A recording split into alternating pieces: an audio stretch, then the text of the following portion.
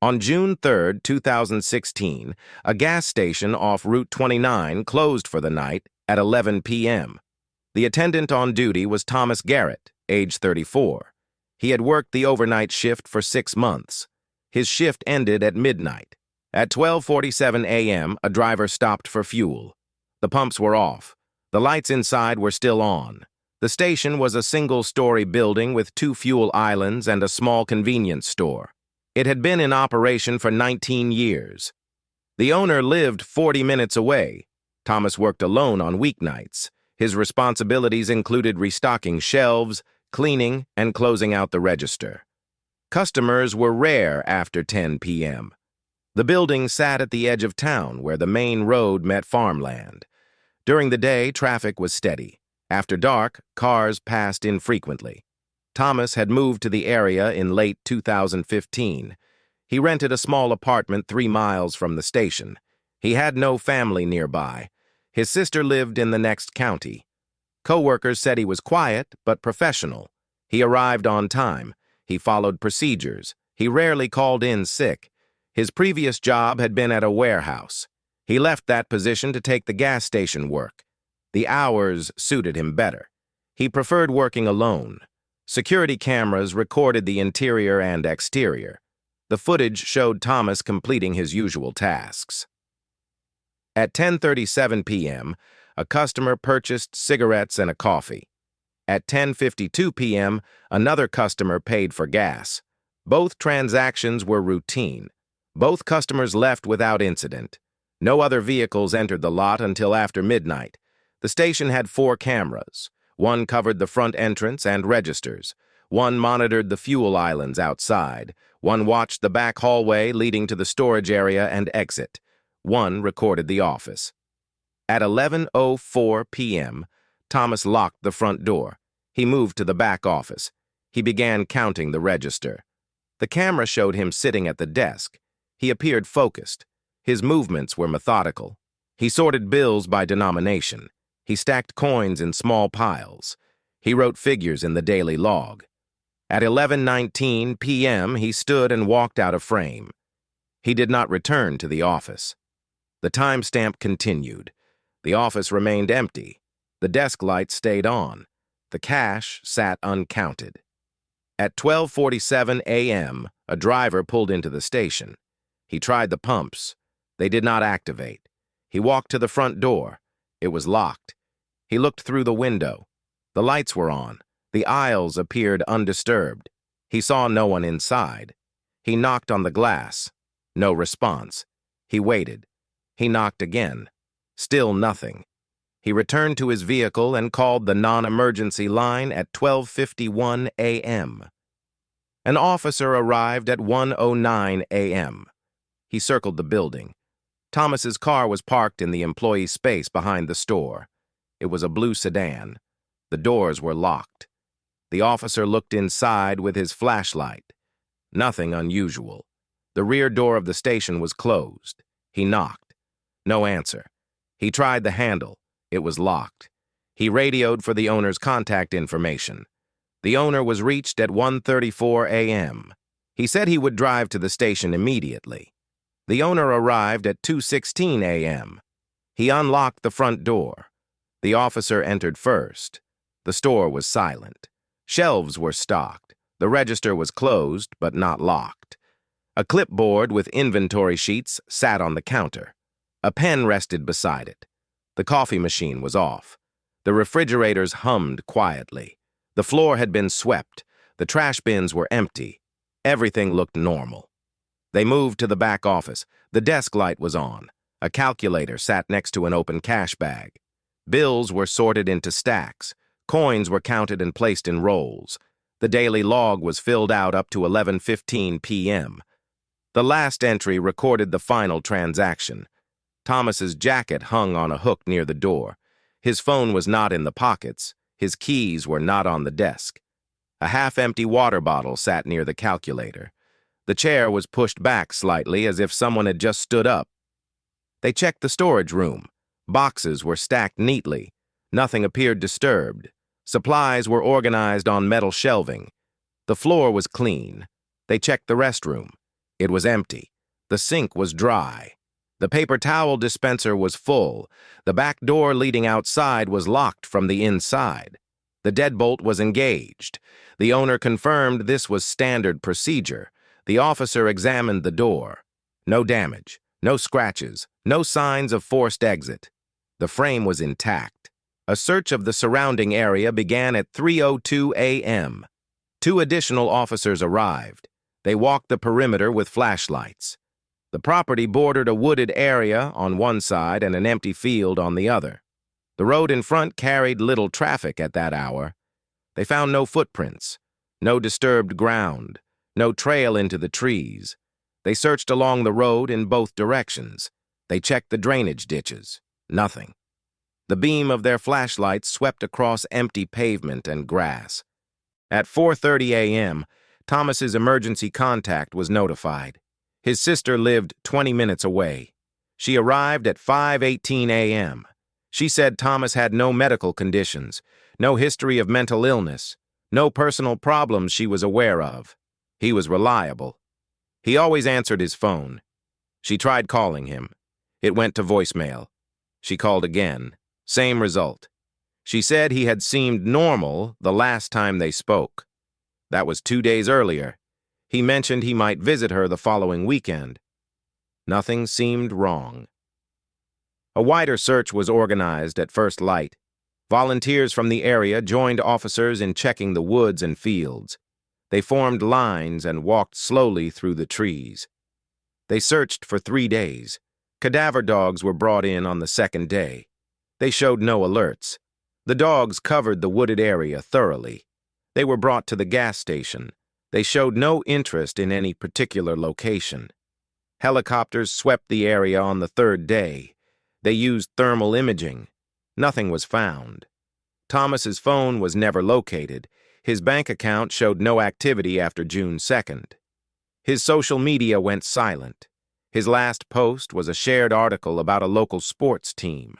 The security footage was reviewed in detail. Analysts examined every frame from 11:19 p.m. onward. The camera covering the back hallway showed Thomas walking toward the rear of the building at 11:19 p.m. He moved at a normal pace. His hands were at his sides. He moved out of the camera's range. The hallway led to the storage room, restroom, and back exit. The rear exit camera showed the door. It never opened. Thomas did not appear in that footage. He did not return to the office. He did not appear in the store. He was not seen leaving. The cameras recorded continuously. There were no gaps, no technical malfunctions. The timestamp was verified. The owner was interviewed multiple times. He provided access to all records. Financial audits showed no irregularities. Thomas had no debts to the business, no conflicts, no complaints. The owner said Thomas had never asked for time off unexpectedly. He had never missed a shift without calling. His paycheck had been deposited as usual on June 1st. Co-workers described him as quiet and dependable. Customers who knew him said he was polite. He kept to himself mostly. He had worked there without incident. One co-worker mentioned Thomas sometimes seemed distracted, but nothing specific, nothing concerning. Investigators examined the possibility of foul play. There were no signs of struggle, no blood, no disturbance. The door locks had not been tampered with. The cash in the office was untouched. Over $600. Thomas's vehicle was processed. Nothing unusual was found inside. Registration and insurance documents were in the glove box. An empty coffee cup was in the cup holder. A work uniform was folded in the back seat. His apartment was searched with his sister's permission. Everything appeared normal. Mail was stacked on the counter. Dishes were in the sink. His bed was unmade. A laptop sat on the kitchen table. It was unlocked. Investigators checked his search history. Nothing unusual. Weather forecasts, news articles, online shopping sites. One detail stood out. On the security footage from 11:19 p.m., Thomas paused before walking down the hallway. He turned his head slightly, as if he had heard something. The footage had no audio. His expression did not change. He continued walking. His body language appeared calm. That was the last time he was seen. Investigators reviewed the footage from other cameras at that exact moment. Nothing unusual appeared in any other angle. The store was empty. The parking lot was empty. The fuel island showed no movement. Theories were proposed. Some believed he left voluntarily. But his car remained. His wallet was later found in his jacket pocket in the office. His identification, his debit card, cash, all there. Others suggested he walked into the woods, but searches found no trace, no clothing, no belongings, nothing. A detective suggested he may have left with someone he knew, but no vehicles were seen on the footage. No one entered the building after 10:52 p.m. The timeline left no opportunity for an accomplice. The case received local media attention for several weeks. Tips were called in. Each was investigated. None led anywhere. A few reported seeing someone matching Thomas's description in nearby towns. Officers followed up. The sightings could not be confirmed. Surveillance from businesses in those areas showed no one resembling him. One caller claimed to have seen a man matching Thomas's description at a rest stop 60 miles away. Officers drove there. They reviewed security footage from the rest stop. The man in the footage did not match Thomas. By August, the active search was scaled back. The case remained open. Thomas's sister continued to search on her own. She put up flyers. She checked with shelters and hospitals in surrounding counties. She hired a private investigator. No new information emerged. The gas station resumed normal operations in July. A new attendant was hired for the overnight shift. The owner installed additional lighting in the back hallway. He added motion sensors.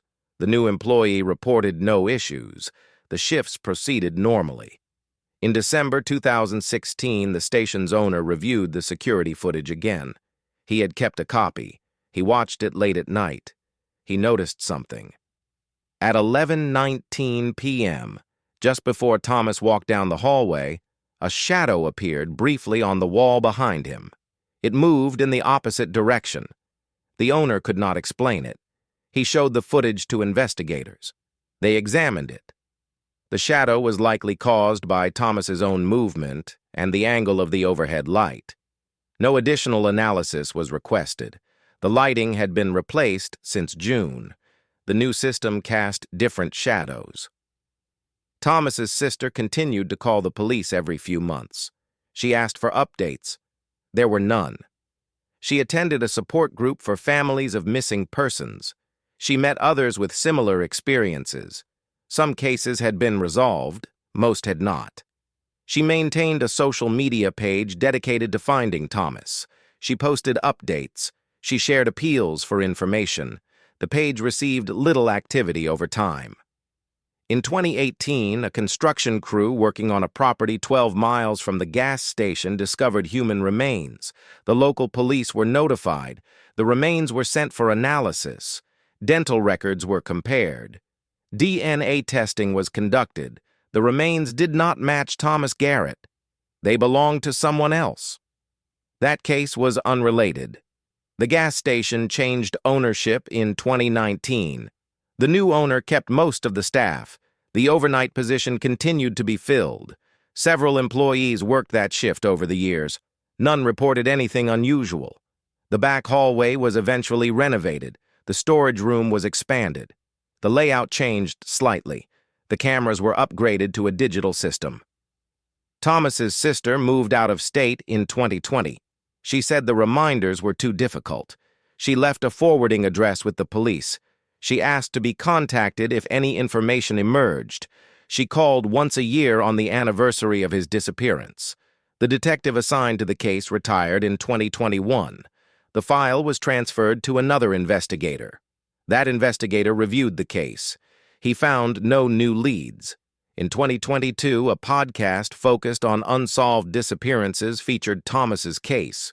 The episode included interviews with his sister, the gas station owner, and the original investigating officer.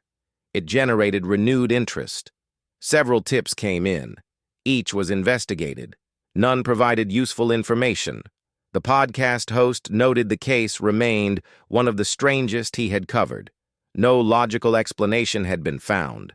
The gas station still operates today. It looks different now. The exterior was repainted.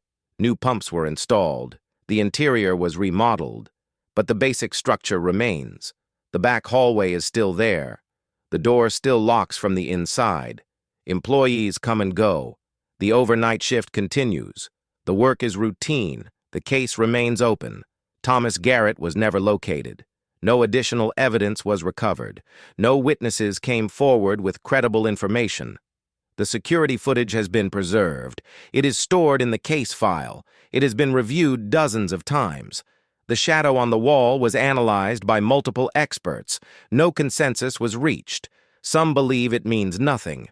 Others are not certain. The file was transferred to cold case status in 2023.